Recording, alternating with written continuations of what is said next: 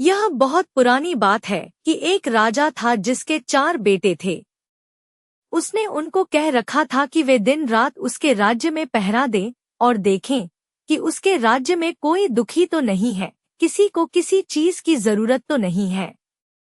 एक सुबह की बात है कि सबसे बड़े राजकुमार को पहरा देते समय एक जोगी मिल गया। वह जोगी एक तालाब के किनारे बैठा हुआ था और उसके पास 4 घोड़े घास चर रहे थे। उसने देखा कि वे घोड़े, जितने भी घोड़े उसके पिता के पास थे, उनसे कुछ अलग ही नस्ल के थे और उनसे अच्छे भी थे। सो वह जोगी के पास गया और उससे पूछा, जोगी, तुम कौन हो और तुम यहाँ कब आए? तुम्हें क्या चाहिए? जोगी बोला, मुझे तुम चाहिए। राजकुमार ने आश्चर्य से पूछा, मैं क्यों? मैं इस देश के राजा का सबसे बड़ा बेटा हूँ। मेरे पिता ने मुझे इस देश को देखने भालने के लिए कहा है कि मैं यह देखूं किसी को किसी चीज की जरूरत तो नहीं है। तो तुम यह बताओ कि तुमको किसी चीज की जरूरत तो नहीं है।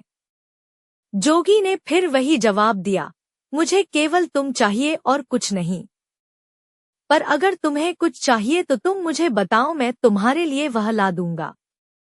राजकुमार बोला, ओ जोगी, मैं तुम्हारे इन बढ़िया घोड़ों में से एक घोड़े पर सवारी करना चाहता हूँ। जोगी बोला, ठीक है, तुम अपनी सवारी के लिए कोई सा एक घोड़ा ले लो, पर ध्यान रखना कि शाम होने से पहले पहले इसे यहाँ वापस ले आना। जब तुम यहाँ आओगे तो मैं उम्मीद करता हूँ कि मैं तुम्हारी दिन भर की सवारी के बारे में तुम्हारे कुछ अनुभव जरूर सुनूंगा। राजकुमार ने एक घोड़ा चुना और उस पर सवार होकर चल दिया। जैसे ही राजकुमार उस घोड़े पर चढ़ा तो उस घोड़े ने तो बहुत तेजी से भागना शुरू कर दिया और वह एक जंगल की तरफ जा रहा था। वह एक सब्जी के बागीचे के पास जाकर रुक गया। उस बागीचे के चारों तरफ ऐसी बाड़ लगी थी कि उसके अंदर कोई नहीं घुस सकता था। राजकुमार जंगल की तरफ कुछ दूर और गया और फिर वहां से लौटने लगा। जब वह वापस लौट रहा था तो उसने देखा कि उस सब्जी के बागीचे के बाड़े में लगे सारे डंडे हंसिया बन गए हैं और बागीचे में से सब्जियां काट रहे हैं। यह देखकर उसे आश्चर्य तो बहुत हुआ, पर उसकी वजह उसकी समझ में नहीं आई कि ऐसा कैसे हुआ। वह वहां से चलकर जोगी के पास आ गया। जोगी ने उससे पूछा कि उसकी घोड़े की सवारी कैसी रही, उसने रास्ते में क्या कुछ देखा। राजकुमार बोला, मैंने एक बागीचा देखा जिसके चारों तरफ एक ऐसी बाड़ लगी हुई थी जिसमें से अंदर जाना नामुमकिन था। मैं उससे थोड़ा और आगे चला गया। जब मैं वापस लौट कर आया तो देखा कि उसी बाड़ के डंडे हंसिया बने उस बागीचे में से सब्जी काट रहे हैं। जोगी ने पूछा, जानते हो इसका क्या मतलब है? राजकुमार बोला, नहीं, मैं तो नहीं जानता। जोगी बोला, नहीं जानते? और तुम्हारे पिता ने तुमको इस राज्य की देखभाल करने के लिए कहा है, जाओ तुम पत्थर के हो जाओ। जोगी के यह कहते ही राजकुमार पत्थर का हो गया। अगली सुबह राजा का दूसरा बेटा शहर की देखभाल के लिए निकला।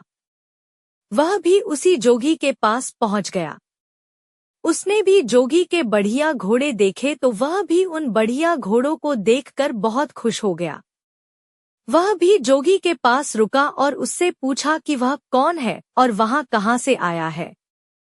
जोगी बोला, मैं यहाँ इस देश में कुछ दिनों से घूम रहा हूँ। ये चारों घोड़े मेरे हैं। क्या तुम इनमें से किसी एक घोड़े की सवारी करना चाहोगे? कल राजा का सबसे बड़ा बेटा यहाँ आया था। उसने इनमें से एक घोड़े की सवारी करनी चाहिए। मैंने उसको किसी भी घोड़े को चुनने और उसकी सवारी की इजाजत दे दी। पर जब सवारी करके वह वापस आया तो जो कुछ उसने रास्ते में देखा था वह उसका मतलब मुझे समझा न सका, तो मैंने उसको पत्थर का बना दिया। राजकुमार बोला, अच्छा, मगर उसने ऐसा क्या देखा जिसे वह तुम्हें समझा नहीं सका? तब जोगी ने उसे बताया कि उसने क्या देखा था और यह वायदा किया कि अगर वह इस बात को उसे समझा सका कि वे डंडे हंसियों में क्यों बदल गए थे तो वह उसके भाई को जिंदा कर देगा। राजकुमार बोला, जोगी तुमने तो यह बहुत ही मुश्किल सवाल पूछ लिया।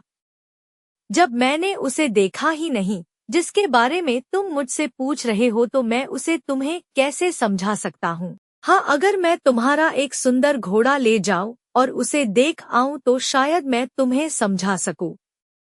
जोगी ने उसको इजाजत दे दी और वह एक घोड़ा लेकर वहां से चला गया। वह घोड़ा भी उसको एक जंगल की तरफ ले गया। वहां जाकर उसने देखा कि नई पैदा हुई बछिया अपनी माँ को दूध पिला रही है। वह बहुत देर तक इस अजीब दृश्य को देखता रहा और फिर जोगी के पास लौट आया। जोगी ने पूछा, तुमने रास्ते में क्या देखा? राजकुमार ने उसे बताया कि उसने देखा कि नई पैदा हुई बछिया अपनी माँ को दूध पिला रही थी। जोगी ने उससे भी पूछा, क्या तुम बता सकते हो कि इसका क्या मतलब हुआ? राजकुमार बोला, मैं नहीं जानता। जोगी बोला, क्या तुम नहीं जानते?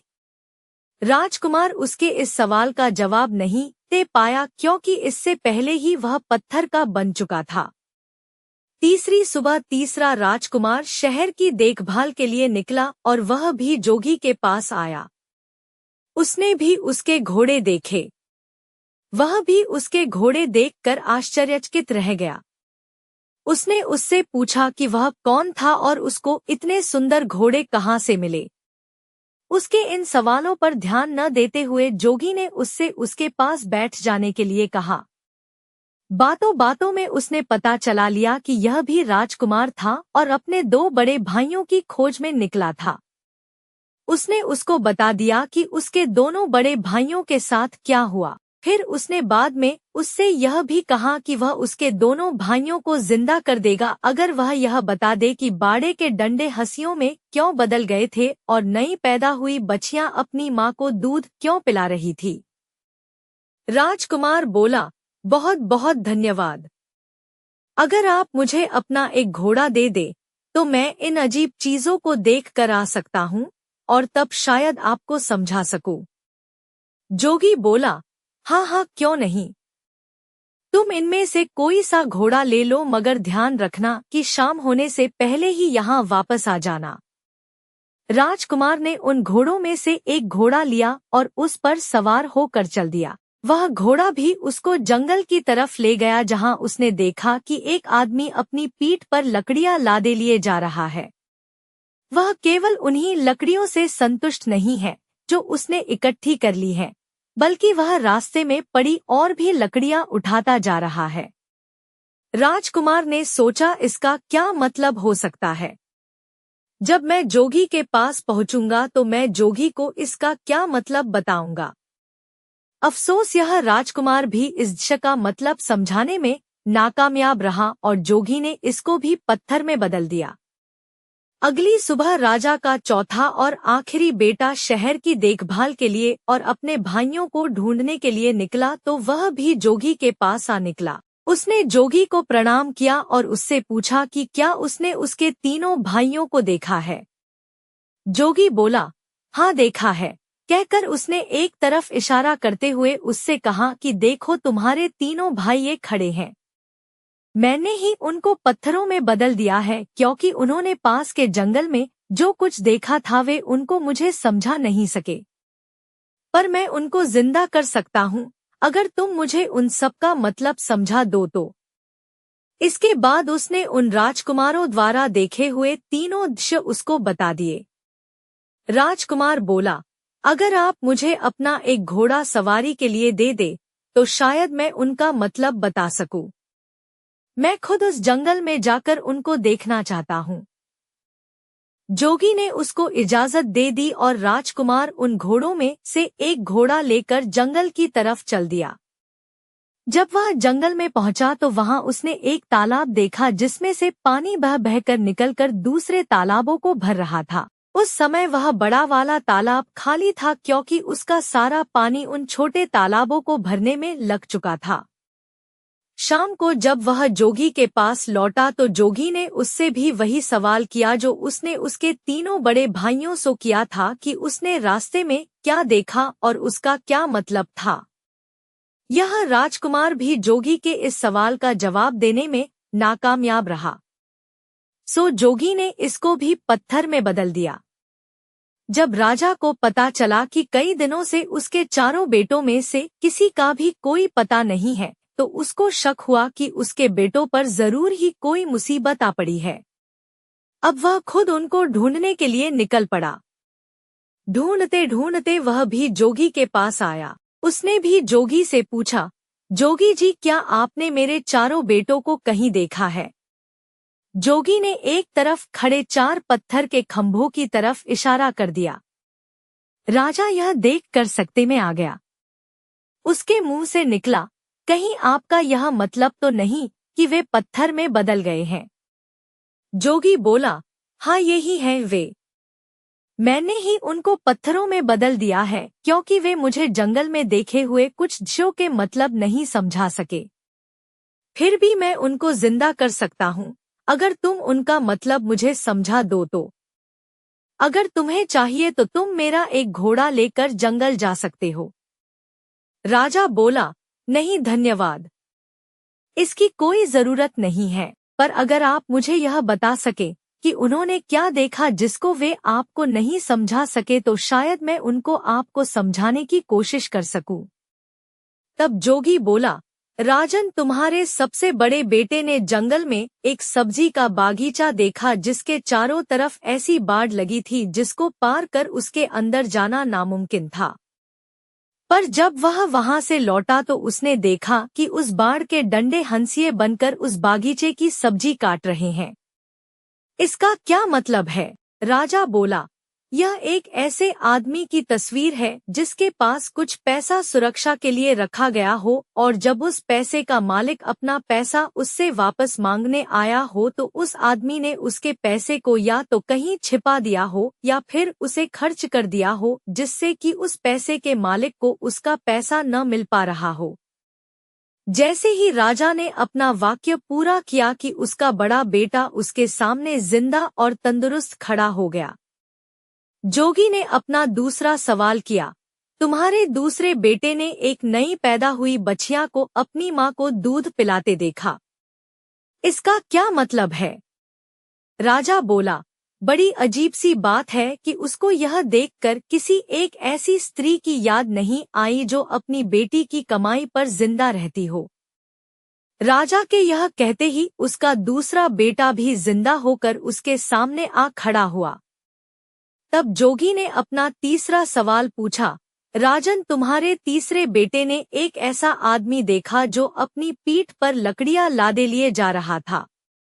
वह अपने उस ढेर से संतुष्ट नहीं था और रास्ते में उसको और जो लकड़ियां मिलती जा रही थी वह उनको भी उठाता जा रहा था। इसका क्या मतलब है? राजा बोला, यह इस बात को बताता है कि कुछ लोग ऐसे होते हैं जो उनके पास जो कुछ भी होता है वे उससे संतुष्ट नहीं होते, उनको हमेशा ही और ज्यादा की इच्छा बनी रहती है। जैसे ही राजा ने ये शब्द बोले कि उसका तीसरा बेटा भी जिंदा होकर उसके सामने आ खड़ा हुआ। अब जोगी ने अपना चौथा और आखिरी सवाल पूछा, राजन, तुम्हारे सबसे छोटे बेटे ने जंगल में एक तालाब देखा जिसने 6 दूसरे तालाबों को पानी देने के लिए अपने आप को खाली कर दिया, इसका क्या मतलब है? राजा बोला, जोगी जी, वह बड़ा तालाब दुनिया के उन आदमियों के समान है जो दूसरों को देने के लिए अपना सब कुछ खर्च कर देते हैं, पर बदले में उन्हें क्या मिलता है? कुछ भी नहीं। जैसे ही राजा यह बोला उसका चौथा बेटा भी जिंदा होकर उसके सामने आ खड़ा हुआ। राजा और उसके चारों बेटे खुशी खुशी अपने महल वापस लौट आए। कुछ समय बाद ही राजा ने अपनी गद्दी छोड़कर अपना राज्य अपने बच्चों को दे दिया और वह खुद जंगल में शांति से रहने चला गया।